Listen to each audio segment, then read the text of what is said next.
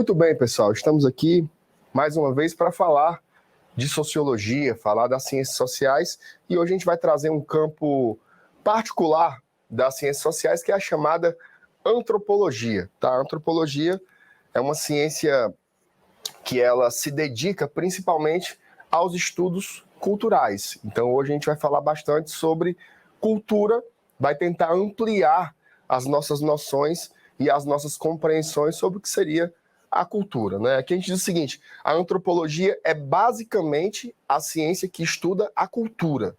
Agora, de que cultura nós estamos falando? Né? Como podemos estudar isso de uma forma científica, de uma forma sociológica? E as ideologias? E as comunicações de massa? A gente tem que aprofundar todos esses tópicos, é isso que a gente vai fazer nessa videoaula de hoje, ok? Bom, primeiro, a noção de cultura, ela tem um uso muito popular, digamos assim. Existem expressões, entre aspas, mais vulgares sobre o que seria cultura. Acho que você pode ter sinônimos distintos até a gente chegar numa noção mais científica. Por exemplo, existe a visão de cultura como o cultivo de algo, como, por exemplo, a agricultura. Né? Então você tem a cultura do feijão, a cultura do milho, a cultura da soja, a cultura do café e por aí vai. Essa é uma noção. Tem uma outra visão de cultura como letramento.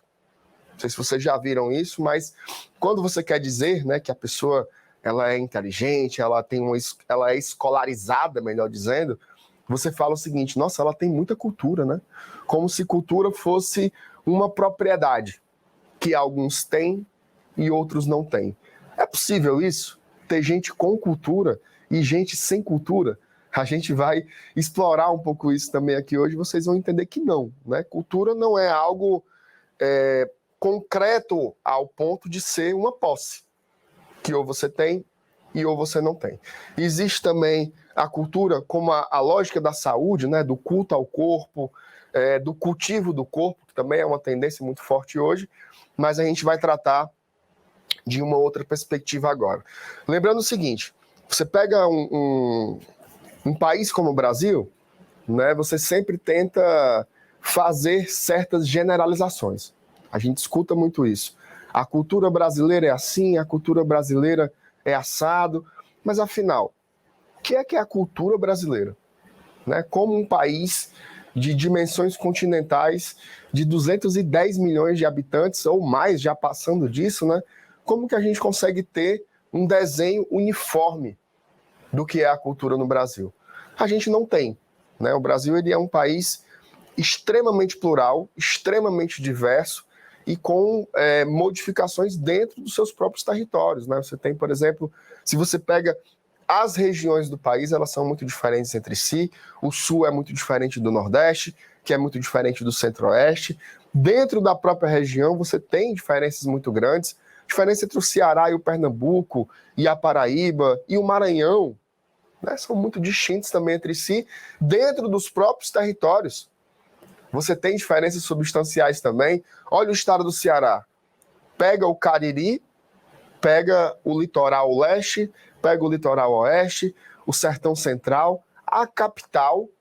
Né, dentro de Fortaleza você tem mundos culturais distintos e diferentes. Vai na Barra do Ceará, vai no Pirambu, vai na Água Fria, vai no Meireles, você encontra diversidades culturais e pluralidades muito grandes. Então, não existe uma uniformidade, não existe uma homogeneidade. Você tem diferenças. Agora, essas diferenças, essas forças diferentes, elas não se equivalem, certo? E isso é importante a gente começar já falando sobre isso. Existem relações de poder dentro das disputas culturais. Por exemplo, do ponto de vista religioso, tá? O Brasil ele tem uma gama de religiões diferentes, tá? Mas nem todas têm o mesmo poder. Indiscutivelmente, por exemplo, o catolicismo é considerado, inclusive, religião oficial. Então ele tem uma força diferente com relação aos outros. Ou você tem, por exemplo, o aspecto quantitativo. Hoje no Brasil você tem cerca de 25% de evangélicos. Então, praticamente um quarto do país é composto por evangélicos, que eles têm essa dimensão religiosa, mas também ocupam a política, ocupam a economia. Então, tudo isso faz com que essas diferenças culturais, elas não se equivalam e na hora de colocar na balança você tenha relações de poder diferentes. E a gente percebe isso estruturalmente, tá? A gente percebe isso estruturalmente, por exemplo, qual é a força política, social, que tem, por exemplo, as religiões de matriz africana no Brasil. Né? Elas são sempre aquelas que são desqualificadas, desmerecidas, colocadas de lado. Então, tem essa relação conflituosa na dimensão cultural. Eu sei que a gente encara a cultura, né, quando a gente fala assim a primeira vez, como se fosse o folclore, a curupira, o saci pererê. Tudo isso faz parte, né? As historinhas do Monteiro Lobato também são a cultura. Mas a cultura também está envolvida na temática das relações de poder. Tá? Também relações de poder e relações de conflito dentro de uma sociedade. Por isso é importante que a educação, né, a escola, ela tenha uma força de pelo menos apresentar e discutir toda essa pluralidade, tá? Que a escola não sirva apenas como um aparelho de reprodução ideológica, mas que ela consiga mostrar a diversidade, mostrar a pluralidade, que, por exemplo, vai falar de religião, fala de várias religiões, conta a história das religiões, conta a influência das religiões, para que as pessoas possam formar as suas opiniões em contextos mais heterogêneos, como é o mundo. Tá? O mundo ele não é simples, não é homogêneo, não é uniforme, as coisas não são preto no branco. Quando a gente tenta aprender ou ensinar dessa forma, a gente está sempre escolhendo um ângulo para enviesar, e não é para isso que a escola deveria servir. A escola tem que ser um espaço plural, onde caibam várias e várias dimensões do que a gente chama de cultura, certo? Bom, vamos lá. Agora sim vamos definir o que é esse conceito antropológico de cultura, tá? Cultura é tudo aquilo que orienta o comportamento, tá? Todas as nossas experiências, as nossas vivências, os sentidos que nós atribuímos ao que sabemos, ao que experimentamos, ao que vestimos, ao que comemos, ao que pensamos, ao que respiramos, ao que sentimos. Essa experiência vivida, essa experiência cotidiana, esse arcabouço de conhecimentos, tudo é cultura. Orienta a nossa vida. Eu nasci no Xeramubim, tá? No fim dos anos 80, sertão do Ceará, filho de sertanejo e sertaneja. Isso orientou minha vida, de uma forma indiscutível. Onde você nasceu, com quem você conviveu, quem lhe criou, quem foram os seus amigos, as músicas que você escutou, os livros que você leu, os lugares por onde você passou, isso vai orientando, vai constituindo o seu ser. A gente é sempre experimentado e experimentadores desse todo cultural. Então a cultura não é só um elemento folclórico, ela é esse todo, ela é essa expressão da sociedade sobre o indivíduo em uma relação. A gente se relaciona com a cultura, a gente a constitui e ela constitui a gente. Isso dá uma dimensão também de que a cultura é algo mutável. Tá? Isso é importante de se dizer também. A cultura é algo mutável. Você pega, por exemplo, às vezes as gerações elas tentam ser um pouco arbitrárias com relação a isso. Né? Você pega, por exemplo, vamos imaginar aqui uma situação. Uma festa junina. Tá? A forma como os seus pais ou os seus avós olham para as festas juninas do seu tempo é de uma forma assim: ah, mas isso não é São João. Esse forró aí que vocês estão dançando não é São João. Forró mesmo era a zabumba, o triângulo, a sanfona. O forró mudou. Ele foi incorporando elementos tecnológicos, a guitarra, o baixo, a bateria, o teclado, né? Metais, inclusive, várias bandas de forró têm os metais. Vocês, talvez, já estejam olhando para as festas de São João deste momento e também dizendo que isso não é São João. Isso não é São João, isso é forró. As pessoas estão fazendo a dancinha do TikTok durante a quadrilha. Não é São João. O mundo está mudando.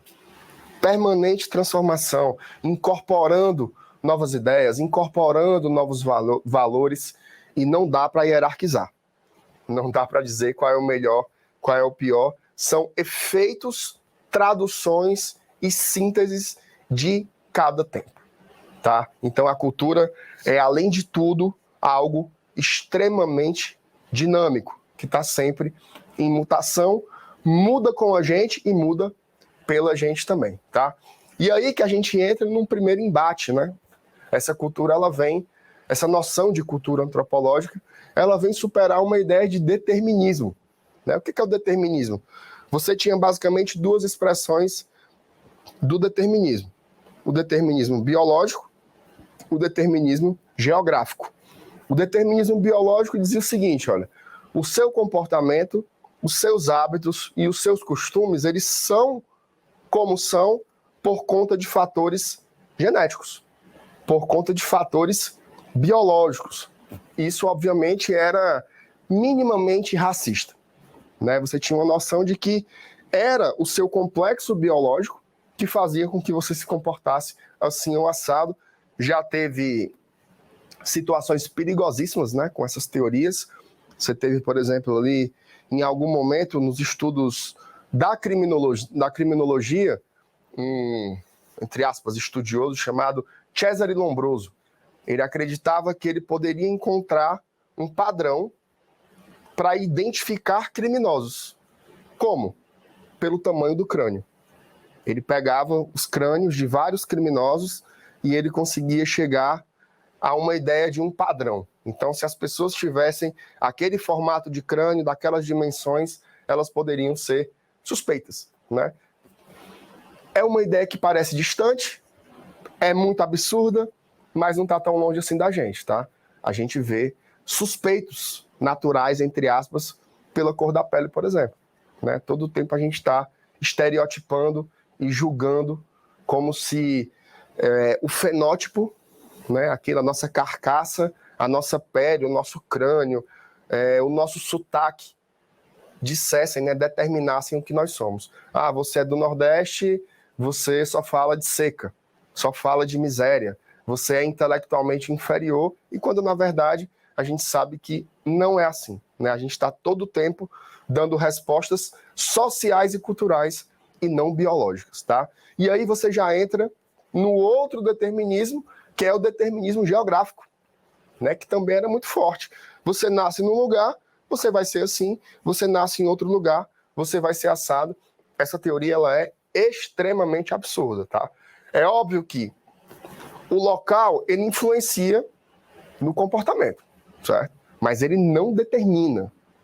Nascer no sertão do Ceará nos impõe uma série de dificuldades, né? Mas não determina o nosso futuro, o nosso comportamento e como seremos, né? De forma alguma determina. Você pega, por exemplo, o sertão do Ceará e pega o semiárido israelense, né? São climas muito semelhantes. Inclusive lá é bem mais seco, né? O solo lá consegue ser pior do que o nosso. O que faz a economia, a renda per capita ser tão distinta? Serem tão distintas, né? É a política, é a economia, é um investimento em ciência e tecnologia. É isso que faz, não é a geografia que está determinando quem nós somos e o que nós vamos ser. Isso é importante salientar. E aí a gente tem o terceiro ponto, que esse é o ponto nodal, né, que a antropologia vem, digamos, enfrentar, que é a ideia etnocêntrica. O que é o etnocentrismo? Etno vem de etnia, né, de cultura, é a sua cultura no centro. Tá? É você olhar o mundo a partir da sua perspectiva. A cultura, gente, é como se fosse uma lente.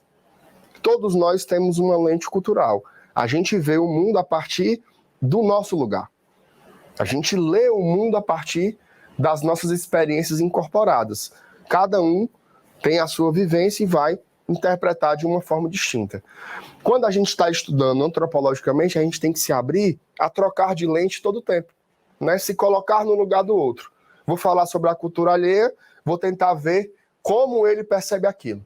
Vou falar sobre outra cultura, como ele interpreta aquilo, como ele sente aquilo. É o que a gente chama de alteridade. Se pôr no lugar do outro. O etnocentrismo, ele não faz isso. Ele está imutável com a sua lente. Ele vai sempre se orientar e sempre julgar o outro a partir do ângulo em que você está vendo.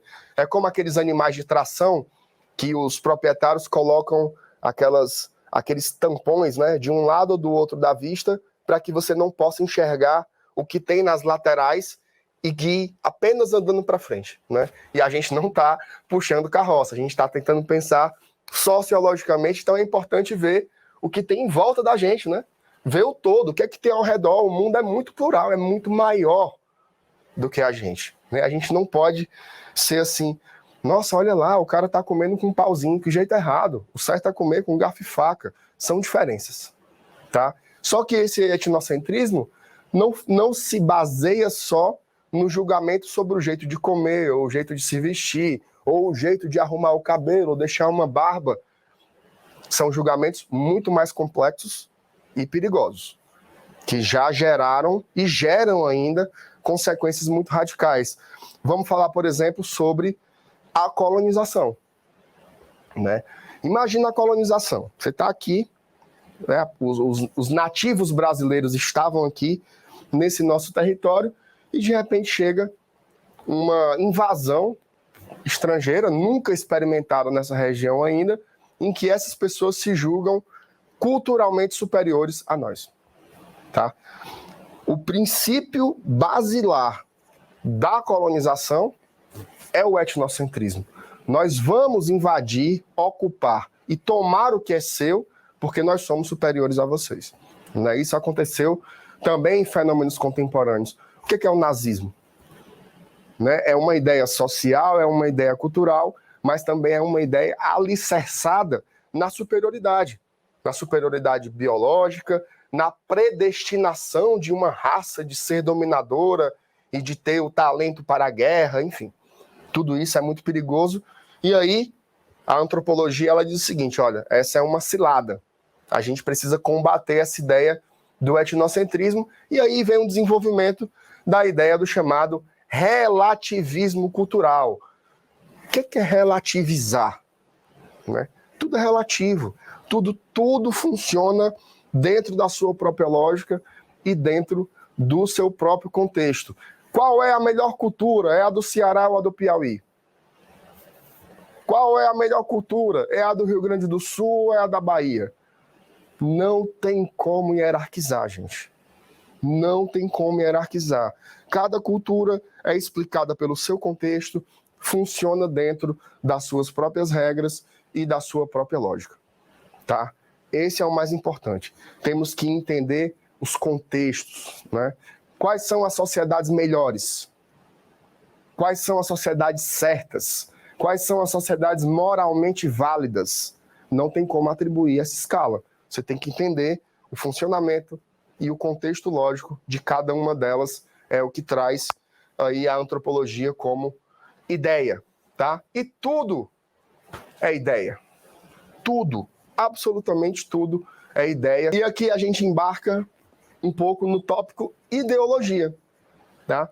Eu sei que quando a gente fala vulgarmente sobre ideologia, a gente pensa logo na Guerra Fria, né?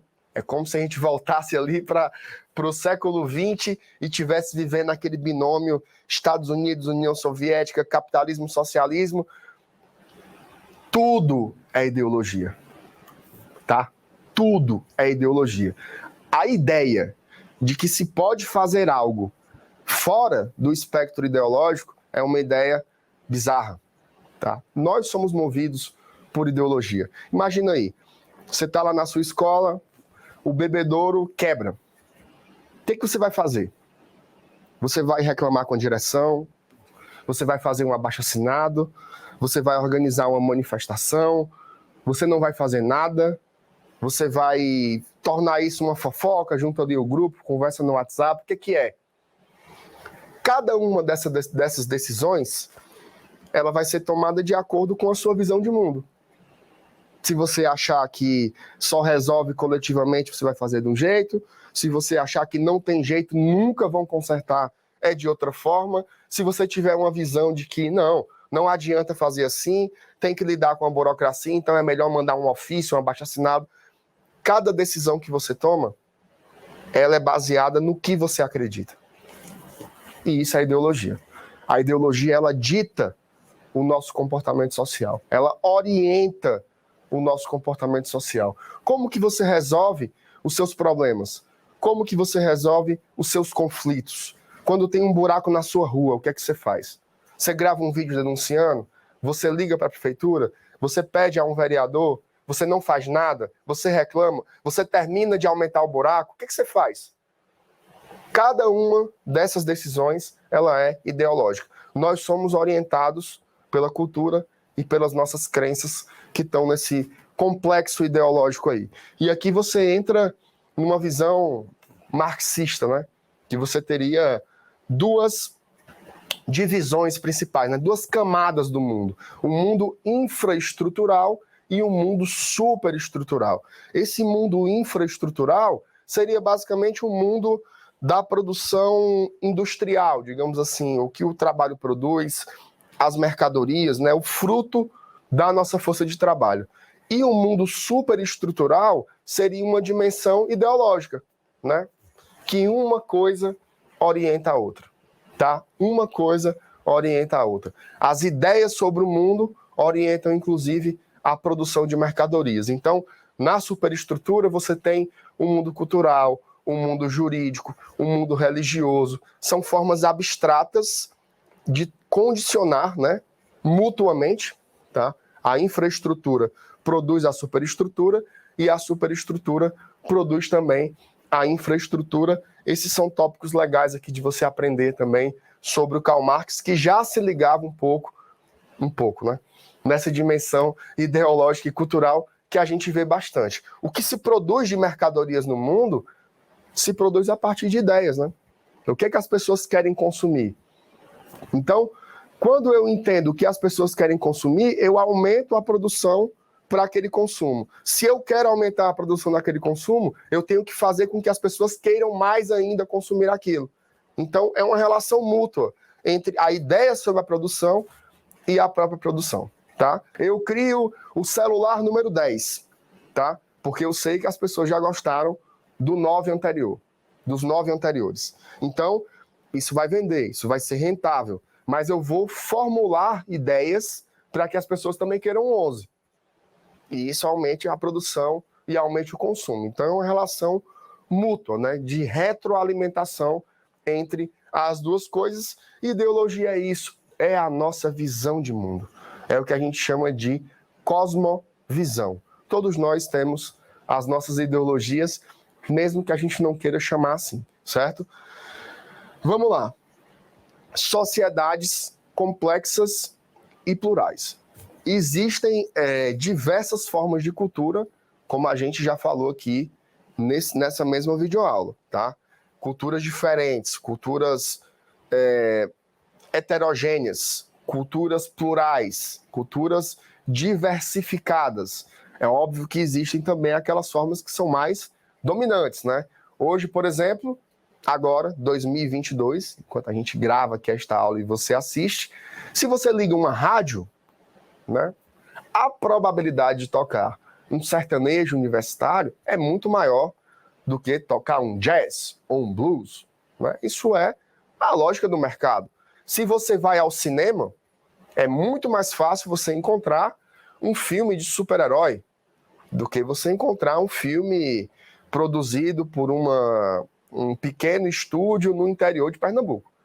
Isso é mercado, tá? Isso é a lógica do mercado. Então, existem diferenças culturais, mas isso está dentro de um grande invólucro. E é sobre isso que eu vou falar neste tópico agora. Primeiro, é importante fazer uma distinção entre dois importantes tipos de cultura.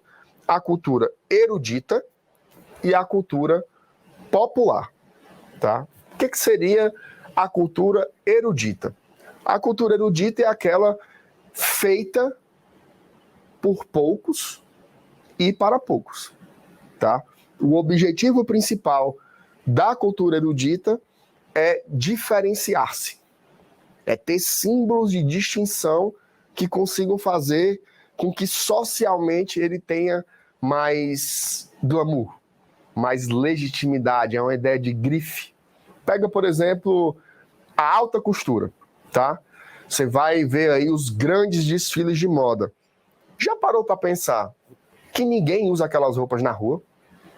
Né? Que você vê nas grandes passarelas do mundo, ali é como se fosse uma obra de arte. Né? É um elemento de distinção. Ali vale o criativo, mas também vale o simbolismo social do que é diferenciado.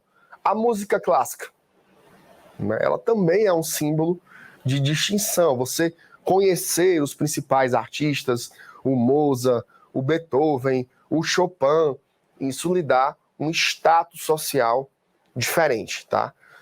Não significa que não circule por outras camadas, mas são culturas geralmente produzidas pela nobreza e para a nobreza, tá? Isso historicamente. Então, digamos assim, são culturas mais ligadas às elites, tá? Isso é importante diferenciar. Já a cultura popular é a cultura produzida pelo povo, tá? É a cultura produzida pelo povo, pelas maiorias sociais, pelos menos abastados. E aí você pode ter manifestações como o reizado, por exemplo.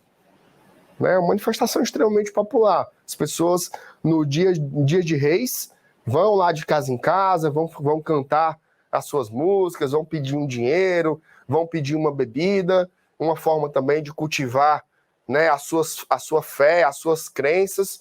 É uma manifestação do povo. Né? Você tem a festa dos papangus, né, que isso acontece também em várias cidades, a gente encontra isso. O forró, ele tem uma dimensão popular muito grande, as pessoas conseguem fazer isso.